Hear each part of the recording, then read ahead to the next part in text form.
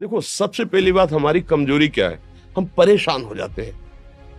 संसार में देखो तो परेशान, परमार्थ की तरफ देखो तो हम परेशान हो। ये हमारा आदत स्वभाव बन गया परेशान होना। थोड़ा सा धैर्यवान बनो, गंभीर बनो। कोई इस भारी से भारी विपत्ति में परेशानी स्वीकार करके विपत्ति से थोड़ी निकला जाता। सुलझो, ठीक है, ये विपत्ति आई, समस्या आई, इसका समाधान होगा। ऐसा थोड़ी कि हमें नष्ट कर देगी। अगर अभी हमारी बड़ी हानि हो जाती है, हम कल इससे बड़ा लाभ प्राप्त कर सकते हैं। हमको एकदम बिल्कुल गंभीर रहना है, इतने कमजोर नहीं बन जाना। अब वो गए तो क्या होगा, अब वो वस्तु गई तो क्या, पद गया तो क्या होगा। प्रयास किया था, ये पद मिला था, इससे बड़ा पद प्राप्त करूंगा, मैं इससे बड़ा महान बनूंगा। ठीक है, एक बार गिर गया, गलती हो गई, दंड भोगूंगा, फिर इससे ज्यादा संयम में रहूंगा। बिल्कुल, मतलब एकदम फ्रेश दिमाग रखना चाहिए। पर अपने लोग क्या है, जरा सी बात में एकदम पछड़ा कर लेते हैं, एकदम कमजोर हो जाते हैं। ये बिल्कुल ठीक नहीं है। हम जीवन भर की यात्रा की बात कह रहे हैं, भारी से भारी कष्ट में भी मुस्कुराना, तो हमें बल मिला है, हमें भगवान की कृपा का दर्शन हुआ है, हमें उनका दुलार दिखाई दिया है। अगर ऐसे तो भाग जाते हैं, फिर परमार्थ में थोड़ी चलना होता है। आज जो आप सुन करके लाभ लेने की चेष्टा कर रहे हो ना, ये केवल प्रवचन नहीं है, ये जीवन है। अगर ये जिए ना होते ना तो ये इसका प्रभाव नहीं पड़ता, फिर वाणी का प्रभाव नहीं पड़ता। हम इसीलिए कहते हैं, जैसे आप लोग एकदम परेशान हो जाते हैं, तो बोलो क्या हमसे ज्यादा परेशानी होगी?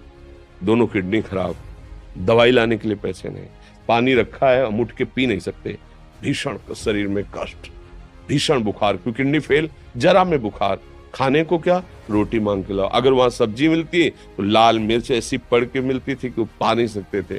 आप सोचो, पानी लाना है तो मुझे लाना है, पीना है तो मुझे पीना है।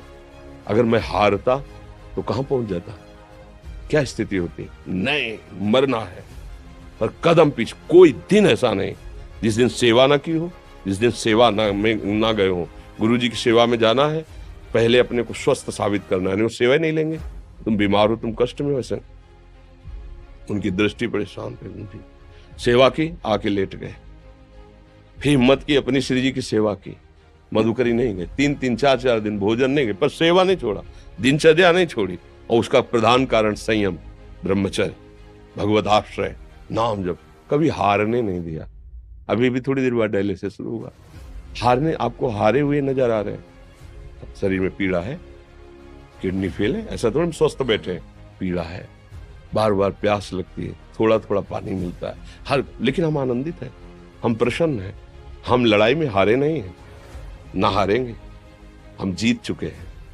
हम अपने मालिक के भरोसे में अपना सब बात, तो वो ये हम अपनी बड़ाई नहीं बता रहे, हम आपको बता रहे समस्या। सोचो, तुम्हारे पास तो माँ है, भाई है, बहन है, परिवार है, कोई ना कोई तो है ना। मेरा किसी ने कभी जीवन में ध्यान भी नहीं दिया। क्यों? बचपन से बाबा जी बन गए, किसी से प्यार नहीं, किसी से संबंध नहीं, कोई जानकारी नहीं, हम कहाँ हैं, वो कहाँ, किसी से कोई मतलब नहीं। अच्छा, जवान साधु कौन श्रद्धा करे? कभी गांव जाने की हिम्मत नहीं पड़ती कि रोटी मांग ले, पता नहीं लोग क्या सोचेंगे, क्या भावना कर ले। हम दरवाजे पे खड़े हैं, क्या कैसी भाव, जो हमारे सामने आकाश वृत्ति से आया यौवन अवस्था में, वही पाया, अन्यथा भूखे रह गए। जब हम हर समय अपने को विवेक के द्वारा सावधान रखे, तो हम कभी निराश नहीं हुए, कभी उदास नहीं हुए, कभी ऐसा नहीं लगा कि यार हम दुखी, कभी नहीं लगा। उसी का फल है कि उस सुख का संकेत मिल गया जहां दुख की निशानी भी नहीं है। वही उसी के बच्चे हो, हम सब उसी धातु से बने हुए हैं। हम इतना क्यों परेशान हो जाते हैं? हम ये देखते हैं, अपने लोग थोड़ी बात बिगड़ गई परेशान, नहीं बिगड़ी तो बिगड़ जाने की संभावना में परेशान है। आज सुख है, लेकिन कल सुख छिन जाएगा, तो हम आज के सुख में सुखी ना होकर कल के दुख की आने की संभावना में हम भयभीत हो। मतलब क्या हमारी सोच रह गई? हमको इतना बलवान बनना है कि सुख और दुख दोनों हमको छू न सके। भारी से भारी सुख की व्यवस्था है तो अहंकार नहीं, हर्षित होकर किसी का अपमान न करे कि हम धनी, हम पदाधिकारी, अमुक। भारी से भारी दुख आया तो हमें किसी के सहयोग की जरूरत नहीं, हम फिर अपने कदम बढ़ाएंगे, हम फिर जुड़ी हुई अपनी भावनाओं को सजाएंगे। मस्त जीवन, एकदम तुम अविनाशी के बच्चे हो। शेर का बच्चा भेड़ों के बीच में फंसकर म्यों म्यों बोल रहा है, बस अगर दहाड़ना सीख जाए तो कोई भी उसे परास्त नहीं कर सकता। ऐसे भगवद अंश, तू प्रपंच में फंसकर अपने को इतना दीन क्यों देख रहा है? तू ऐसा है कि भगवान के दिव्यास्त्र में भी ताकत नहीं तेरे को मार सके। तू अविनाशी का अविनाशी बच्चा है।